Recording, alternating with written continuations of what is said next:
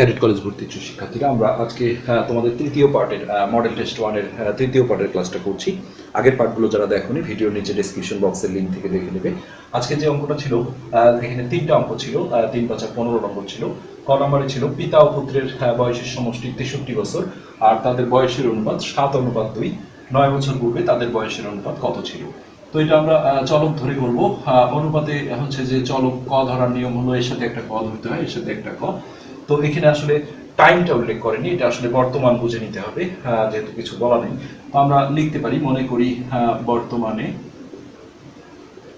বর্তমানে পিতার বয়স, যেহেতু প্রথমটা পিতার বয়স 7 ক বছর। অনুপাতে এইভাবে সংখ্যার সাথে ক ধরে নিতে হয়। আর বর্তমানে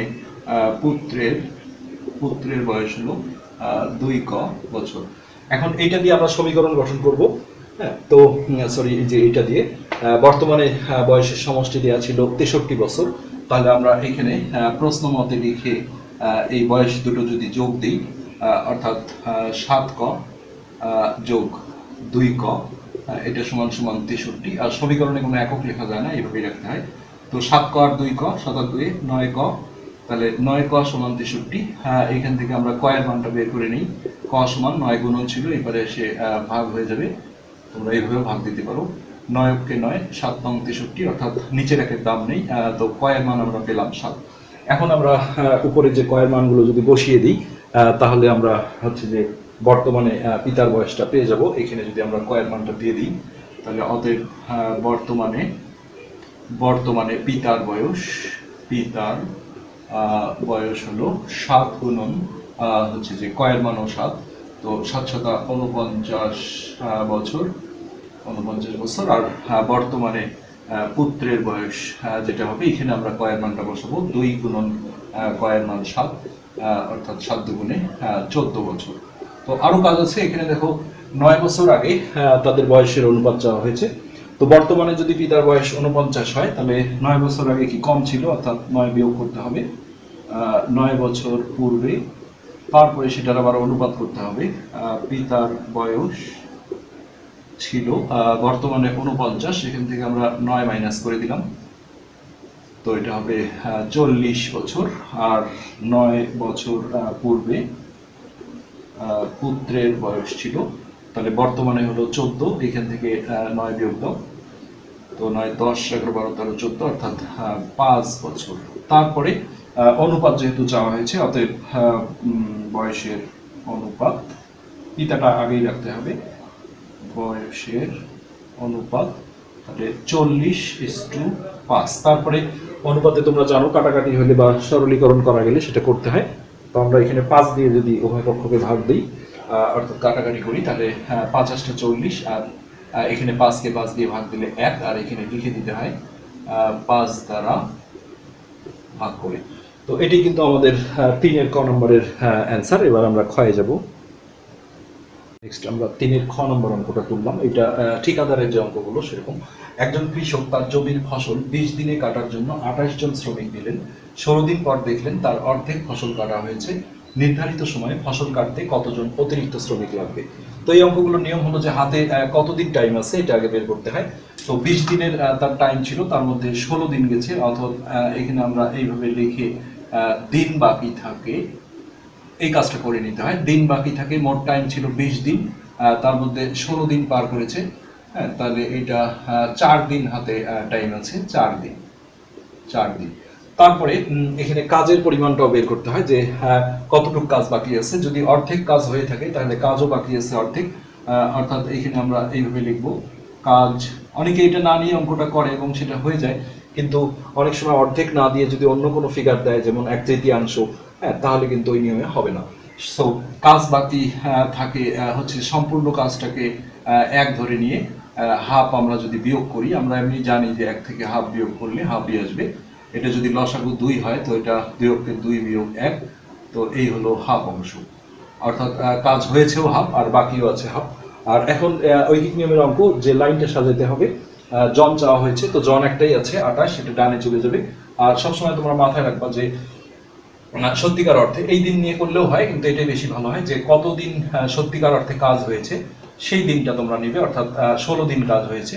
তো 16 দিনে কি অর্ধেক কাজ হয়েছে, আর এই যে দুইটা বাকি বাকি আমরা বের করেছি, বাকি দিন আর বাকি কাজ, এগুলো আমরা লাস্ট লাইনে আনবো। এইভাবে মাথায় রাখলে জিনিসটা সুন্দর মনে থাকে যে সত্যিকার অর্থে যতদিন কাজ হয়েছে আমরা সেই দিনটা নেব।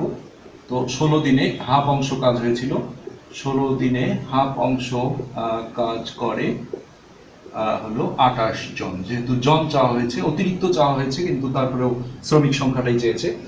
তো সেক্ষেত্রে এখানে আমরা একে বের করব আর এইটা থেকে রাখবো, একসাথে দুটো পাল্টাবো না। তো এটা এইভাবে চিন্তা করতে হবে যে 16 দিনে কোনো একটা কাজ, এটা যেহেতু চেঞ্জ হয়নি, এটা যদি আমরা নাও নিয়ে আসি, 16 দিনে একটা কাজ 28 জন মিলে করছে, সেই কাজটা আমি যদি একদিনে করতে চাই তাহলে কি বেশি লোক নিতে হবে, এই জন্য এই দুটো কিন্তু গুণন করতে হবে। এই অঙ্কগুলো এই একটা থিম। তো গুণনের সময় আমি যে কোনো একটা আগে লিখতে পারি 16 বা 28-এর মধ্যে। তো 28 গুণন 16 আমরা লিখলাম। নেক্সটে আমরা এইটা একে নিয়ে আসবো, আর এটা একটা থিম আছে, সেটা হলো এই ঐকিক নিয়মের ক্ষেত্রে উপরে ভগ্নাংশ নিচে একে বের করলে সবসময় তোমরা এই ভগ্নাংশটা উল্টিয়ে দিবে, কোনো ভাগ চিহ্ন না দিয়ে গুণন চিহ্ন দিয়ে উল্টাই দিবে। অর্থাৎ উপরে গেল 2, নিচের একের কোনো দাম নেই, দিলে দাও না দিলে নেই। আর এইখানে আমরা এই 2 বাকিটা প্লেস করব, অর্থাৎ দিনের নিচে আমরা দেবো 4। আর এইখানে যেহেতু অঙ্ক কাজ হয়েছেও হাফ, বাকিও আছে হাফ, এই জন্য এখানে আমরা একটু বাকি লিখে হাফটা লিখে দেবো। তো এখানে যা যা ছিল এগুলো আমরা লিখে দিই, 28, 16 আর 2।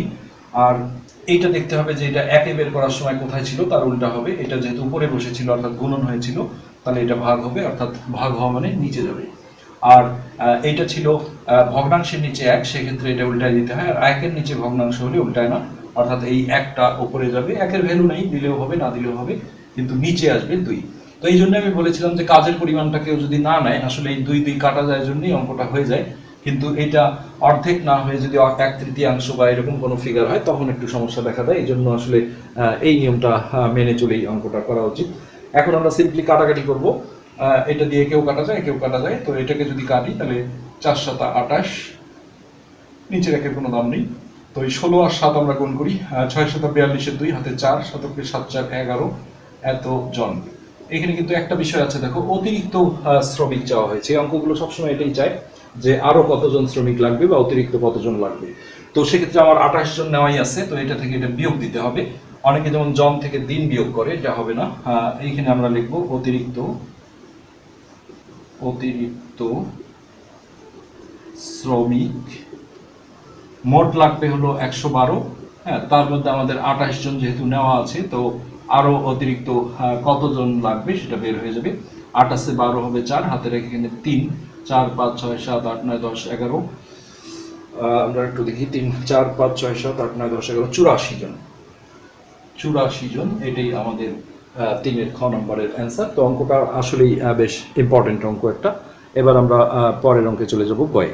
নেক্সট আমরা 3-এর গ নম্বরটা দিচ্ছি যে পিতা ও পুত্রের বর্তমান বয়সের সমষ্টি 97, অর্থাৎ 97 বছর। পিতার বয়স পুত্রের বয়সের 3 গুণ অপেক্ষা 5 বছর বেশি। তো এখানে সৃজনশীল করা হয়েছে। 1 নম্বরে সমীকরণ গঠন করো, অর্থাৎ যেটা প্রশ্ন মতে হয় সেটা।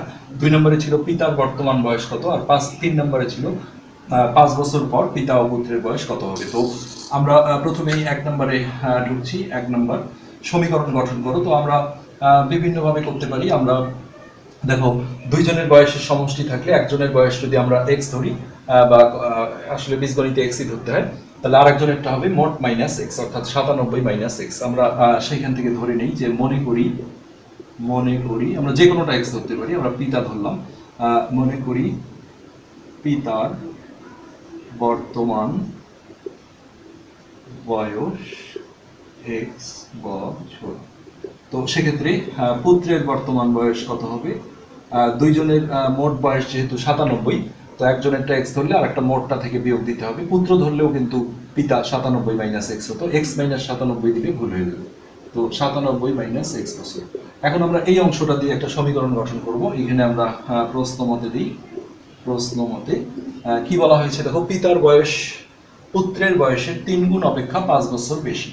তো এটা নিয়ম হলো যে এক পাশে পিতার বয়সটা রাখো মাঝে সমান চিহ্ন দিয়ে, আর এক পাশে পুত্রটা রাখো। এখন ঠান্ডা মাথায় ভাবো যে এটা পিতার বয়স পুত্রের বয়সের 3 গুণ অপেক্ষা, অর্থাৎ যার বয়সের 3 গুণ বলা হয় সেই কিন্তু গুণনটা পাবে। হ্যাঁ, তো পিতার বয়স পুত্রের বয়সের 3 গুণ অপেক্ষা 5 বছর বেশি। তো বেশি থাকলে আমরা কি জানি, যোগ করে দিতে হয়। এইভাবেই সমীকরণটা হয়ে যাবে। আর এটাই কিন্তু আমাদের 1 নম্বরের অ্যান্সার। সেক্ষেত্রে আমরা একটু যদি ক্যালকুলেশন করে নিই তাও হবে, আর না হলে এইভাবেই একের অ্যান্সার রাখলেই হয়ে যাবে। আর 2 নম্বরে যেটা করতে হবে, এই 1 হতে সমীকরণটা নিয়ে এসে এটা সমাধান করে x এর মানটা বের করতে হবে, অর্থাৎ 397 মাইনাস এক্স প্লাস 5। এখানে আমরা সমাধান করব, এটা আমরা 3 দিয়ে আগে গুণ করে দিই। তো 3 7 21 এর 1 হাতে 2, 3 নং 27, 28 29, 291 মাইনাস এটাও গুণন পাবে 3x আর 5টা বাইরে।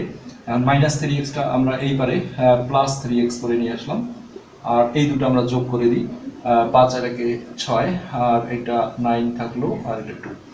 নেক্সট আমরা এই জায়গাটা যোগ করলে 4x পাবো, 4x সমান 296, বা এই 4টা এই পারে গিয়ে ভাগ হবে, অর্থাৎ 296/4। তো এটা যদি আমরা কাটাকাটি করি 4 দিয়ে, 4 7 28, 29 1 16, 4 4 16, অর্থাৎ x এর মান আমরা পেলাম 74। তো সেক্ষেত্রে এখন আমাদের দেখতে হবে যে কি চেয়েছে, যে পিতার বর্তমান বয়স চেয়েছে। তো x এর মানটাই কিন্তু পিতার বর্তমান বয়স। আমরা এখানে লিখে এটা অ্যান্সারটা ফিনিশিং দেব, যে পিতার বর্তমান বয়স হলো 74 বছর। নেক্সট আমরা এটা যেটা 3 নাম্বার ছিল, অর্থাৎ 5 বছর পরে পিতা ও পুত্রের বয়স চাওয়া হয়েছে। আমরা উপর থেকে একটু মিশিয়ে দিই। তো বর্তমানে আমরা পিতাটা তো পেয়ে গেছি, বর্তমানে পুত্রটা আমরা বের করে ফেলবো 3 নম্বর। তো 2 হতে এটা আমরা আগে তুলে নিয়ে আসবো, 2 হতে বর্তমানে পিতার বয়স হলো 74 বছর, 74 বছর। আর এখানে আমরা বর্তমানে পুত্রের বয়স আমরা যেটা মিশে দিয়েছি 1 নম্বরে ছিল 97 মাইনাস এক্স, অর্থাৎ 97 মাইনাস এক্স এর মানটা আমরা পেয়েছিলাম 74। তো এটা 3 7 23 বছর হলো ছেলে। এখন 5 বছর পরে যদি যাই, তাহলে কি যোগ করতে হবে, 5 বছর পরে পিতার বয়স। তো এই 74-এর সাথে আমরা 5 যোগ করে দিলাম, এত বছর, 5 আর 4 9, অর্থাৎ 79 বছর। আর 5 বছর পরে পুত্রের বয়স, তাহলে বর্তমানে হলো 23, তার সাথে যদি 5 যোগ দিই তাহলে 28 বছর, 28 বছর। এই দুইটাই আমাদের সিম্পলি 3-এর 2 নম্বরের অ্যান্সার।